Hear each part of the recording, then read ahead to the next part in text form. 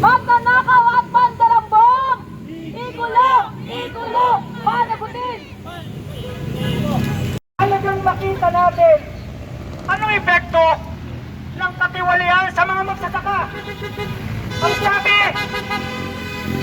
ng Philippine Statistics Authority, dahil sa Ghost Flood Control Project at Ghost Farm to Market Row, 15% ng production ng palay ay apektado.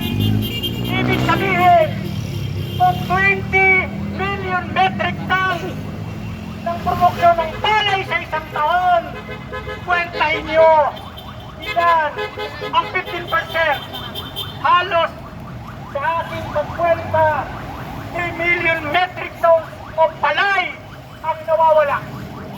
Apektado kahit ang mga pulis pag walang masahe. Pero gusto natin ipakita ang mga magsasaka nanghihiram ng upang tanim, tulot, araro, suyot, pagpili ng abono sa estisidyo, inuutang sa usurero, pagkasali ng palay, binabarat.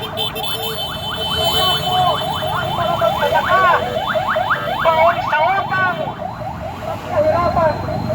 Pero batid ko, hindi lamang kami sa hanin ng magsasaka ang manggagawa paralit ang lungsod. Ang sabi ng mga estudyante ng pulso, mahigit 200 million ang budget cut para sa ating pinakamalaki na state university sa lalawigan ng Bulacan. Mamamayan!